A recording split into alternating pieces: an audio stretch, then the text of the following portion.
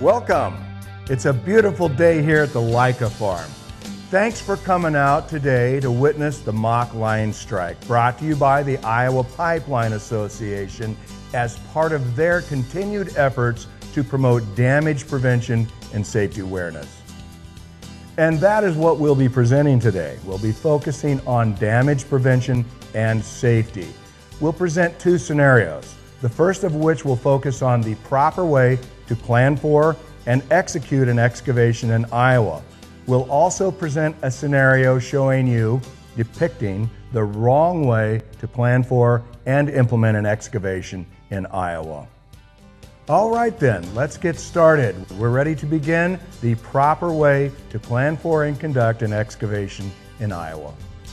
The best way to plan for an excavation is well in advance of the excavation itself. Getting out to the job site to get a lay of the land, if you will. To come out ahead of schedule and look for the telltale signs. See what the scope of the project's going to be. Looks like they've already got the equipment out here. Looks like they're planning this pretty diligently. As part of the planning process, we've got an equipment operator here along with a spotter. They're actually at the site, like I said, well in advance of the project itself. They're here to scope it out and talk about the proposed excavation, which, unbeknownst to them, will cross a natural gas pipeline. The equipment operator has a can of white paint in his hand, and what he's doing now is he's marking out the proposed area of excavation.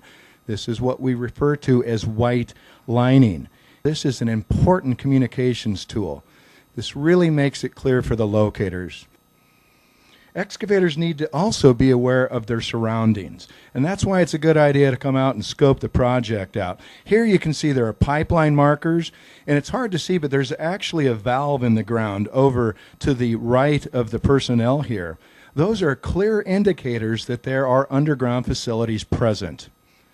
The excavator is now making a call to Iowa One Call with his cell phone, and it's easy. He's just dialing 811. It is very important that excavators always follow this procedure. This is a law, contacting Iowa One Call at least 48 hours prior to doing any excavation, excluding Saturdays, Sundays, and legal holidays. When making a notice to Iowa One Call, contractors need to have information available beforehand.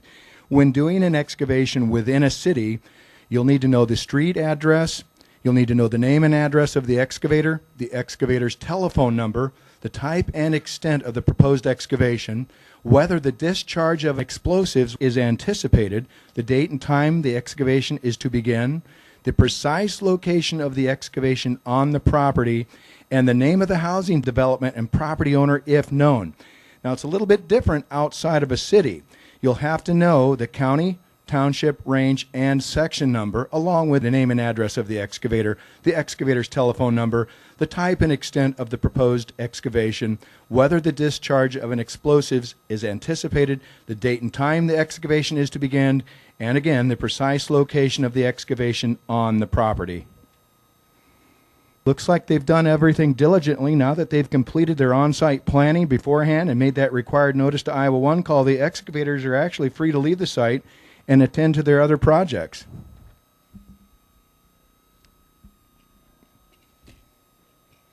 So the pipeline locator has now responded to the One Call notice. He's arrived on site. And as I said previously, locators have up to 48 hours to respond, excluding Saturdays, Sundays, and legal holidays. The locators need to get a signal on the underground facility. So what this locator is going to try to do is connect directly to the underground facility, the pipeline in this case.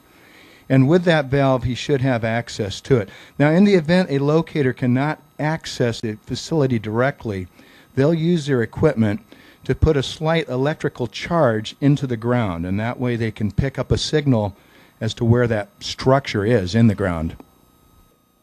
Once a locator determines that he has a good, clear signal that he's actually picking up with his instrument there where the pipeline's buried, they'll go ahead and mark that signal on the ground with paint that will correspond with the American Public Works Association Uniform Color Code. Let me read that for you. The APWA Uniform Color Code is white for proposed excavation, red for electric, yellow is for gas, orange is communication, Green is for sewer, blue is for water, purple is reclaimed water, and pink is for temporary survey markings. As you can see, the pipeline markers say that there's natural gas there. And the locator is putting down his yellow flag there that actually says the name of the gas pipeline company on it. It's important beforehand, and we'll cover this, when you're at a site and you see pipeline markers, there's information on those markers, and typically that'll have the contact information. You want to always write that down and have that ready in case you need it. He's picking up a good clear signal with his instruments. He's got a transmitter receiver, and he's able to see that signal where the facility lies, and he can mark it accordingly. You can see this too, that where he put the flags, where he got that clear signal, it's offset from where the pipeline markers are. And this is important because the pipeline does not necessarily occupy the space directly where those pipeline markers are. That's a big misconception. Could be anywhere within that right-of-way. And what the locator's doing now is he's gone ahead and completed his locating and marking. So he's going to go ahead and contact Iowa One Call and use the electronic status report. He can survey what he's done there and put it in a report back to Iowa One Call. This is basically a locate marking status report. Iowa One Call will then transmit that back out to the excavator via fax or via email. And as I said previously, you can go online to Iowa One Call and find the status report. This is part of the required electronic positive response system in Iowa. So far, things are going the way they should be going. The contractors have followed protocol. The locator has responded. He got a good, clear signal on that underground facility by hooking up to it. And again, I want to reiterate, you can see where the pipeline markers are in relation to where the actual flags are. And that plays a critical part when planning for an excavation. And again, the pipeline markers represent natural gas, as do the yellow flags. Locator is obviously moving on to do more locates. They are very busy in Iowa. The locators and underground facility operators in Iowa conduct about 2 million locates annually. We have another responder coming on site. It looks like it's the excavator. So what's occurred here is after verifying that all the utilities have responded, by looking at that ticket status report, the locator knows it's safe to return to the site. And here they come. They'll have their locate markings down. So discovering and realizing that their excavation is going to cross a natural gas pipeline, they're going to do the right thing. They're going to contact the pipeline operator to let that pipeline operator know there's a conflict. Anytime that your excavation will occur within 25 feet of a natural gas transmission pipeline, you automatically have to have a standby. You have to have a gas operator on site. When the gas operator receives that notice and determines that the excavation is within 25 feet, they will contact the excavator to make that arrangement. In this case, the contractors are being diligent. They're really applying safety and damage prevention standards by reaching out to the operator. And it looks like he's on site right now. That was quick. So the pipeline technician is arriving right now. He's going to need to engage in a conversation with the equipment operator and the spotter. What they're going to want to do is discuss the planned excavation, and the operator is going to have to make it clear to the excavators, just what the requirements are for excavating near their infrastructure. And this really is a typical scenario where the representative of the pipeline will come out, discuss in detail what's happening, what the proposed excavation is, what they anticipate, whether they can move the excavation because it is in conflict with the natural gas pipeline, or maybe have a standby and hand dig it to determine the exact depth. By law, an operator can request that the excavators hand dig to test precisely where that underground facility is through visual inspection. Looks like they've come to an agreement, and what we want to do is establish the safest standards possible. And in this case, the right thing was done, the right planning process. And I want to overview that with you. The proper way to prepare for safe and legal excavations is to always review and view the excavation site prior to the actual excavation. And that means arriving at the site whenever possible. Always notify Iowa One Call. It's very easy. You simply dial 811 on the telephone, or you go online to iowaonecall.com and you do an online ticket. wait the required 48 hours. If all of the operators have responded within the 48 hours, excavation can begin, but you're not going to know that unless you're checking your status report. So it's very important to make sure you check the status report on the locates. Notify the operator of underground facilities when there's a conflict. That's very, very important.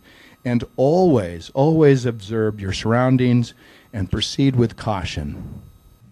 Now we're ready to present the second scenario, depicting the wrong way to plan for and conduct an excavation in Iowa. So here come our contractors who are going to plan an excavation.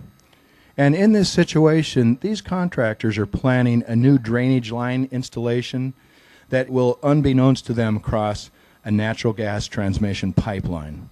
What bothers me is we've got the equipment operator already engaging at the equipment.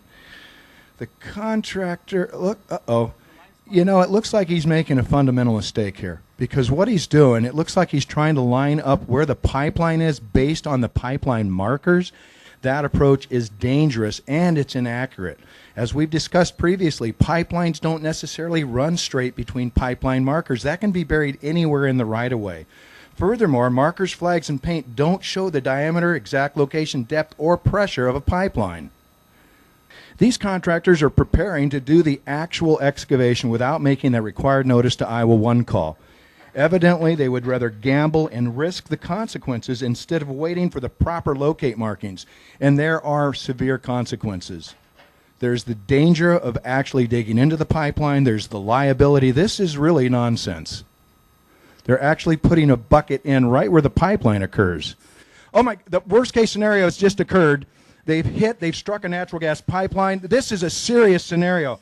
The natural gas is now blowing. It's releasing under tremendous pressure. There's a serious risk of an explosion. Thinking fast, the equipment operator, he shut down the equipment and he's moved himself out of harm's way. But it looks like the spotter is down. He's injured himself. He made a fundamental mistake by running towards the release instead of away from the product. It doesn't look like he's going to get up. He cannot get himself out of harm's way. This is potentially a very serious situation on our hands here. It looks like maybe the equipment operator is out of harm's way now. He's making a notice to 911. Make sure to get out of explosive range and upwind before the releasing product can get to you. You've got to make that 911 call. That's essential. In the event of a natural gas leak, the vapor will be lighter than air and therefore rise. Should this be a hazardous liquids release, that's going to be either a liquid or a gas vapor, and that's typically going to be heavier than air, and that's going to settle in low-lying areas. Here come the emergency responders on site now. What the police has done, they've arrived on site, and they're getting the excavator out of harm's way.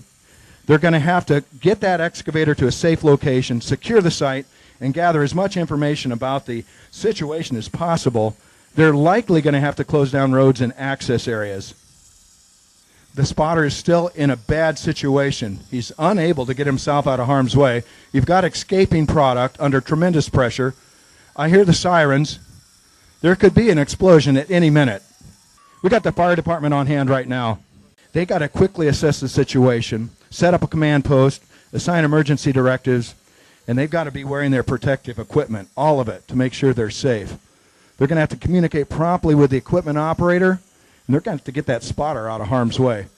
You can see they're charging their fire hose. They're going to use that to keep themselves safe and the spotter safe as they move in to rescue that spotter. You know, they are at risk of an explosion. Natural gas releasing literally is just looking for an ignition source. Using this wall of water helps to minimize that ignition source. They're displacing the ratio of gas and oxygen, so it's not at that critical ignition stage, but it's still an extremely, extremely volatile situation. Looks like the rescue team is coming in with a backboard while everyone else is holding down the wall of water. They'll check him to make sure that they can load him effectively. They need to get out of harm's way as soon as possible. If the pipeline went up right now, no one would survive in this situation. What's critical here is the backhoe operator was smart enough to turn the backhoe off.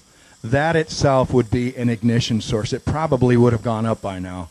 And we still have the people there laying down the wall of water to displace that ignition stage. They're going to strap the spotter onto the backboard, transmit him over to the EMS crew as soon as possible. Hopefully he'll be okay. One person takes 5 firefighters to lift. You can see the fire crew is now backing out of the incident zone. They need to get themselves out of harm's way as well. You still have blowing gas under tremendous pressure. One of the main things the police will need to do in response is to reach out to the pipeline owner. They've got to make contact with the pipeline operator and let them know there's an incident and what's occurring. Looks like the pipeline operator representative is here right now on site. He's going to have to shut down this pipeline. It's absolutely crucial. But he's going to have to contact the control room at the pipeline center and get the proper information, instructions to shut this thing down. Each situation is unique, and with any event, a proper shutdown may require closing off multiple valves in sequence. If it's not done right, you can make the situation worse. Non-pipeline personnel should never, ever attempt to operate a valve. It has to be done through the service tech, through authorized pipeline technicians. And it looks like our pipeline technician has actually conducted an effective shutdown. The fire crew is going to remain on site here to monitor conditions with the hoses at the ready. A pipeline rupture such as this can happen in a literal instant. And in that instant, you can have a catastrophe. I can't tell you what has been averted here. It really, in this scenario, it's lucky that the excavators escaped with their lives. And the thing is, this entire incident could have been avoided altogether had proper procedures been followed. Now, having just seen the wrong way to plan for and conduct an excavation, let's review the critical elements. Always notify Iowa One Call at least 48 hours prior to beginning any excavating procedures, excluding Saturdays, Sundays, and legal holidays. And remember, pipeline markers or flags do not show the exact location, diameter, depth, or pressure of a pipeline. Some pipelines can be shut down remotely, but many will have to be shut down in the field. Non-pipeline personnel should never attempt to operate a valve. Only authorized pipeline personnel should operate a valve. Be prepared to meet with a pipeline representative on site whenever an excavation will occur within 25 feet of a natural gas transmission pipeline. If you know there's a pipeline near a proposed excavation, it's a good idea to contact the pipeline operator prior to excavating. If a line strike should ever occur, do not rush into the releasing product. Always run away from and upwind from the incident, far enough away to avoid an explosion. And then, as soon as possible, call 911 and also contact the pipeline operator listed on the pipeline marker. Be sure to check these pipeline markers prior to excavating and write down that critical information to be prepared. I'd like to acknowledge all of our sponsors, the folks that worked hard to bring this mock line strike to you today. But first and foremost, I want to thank you, our audience, for attending and for viewing today's event.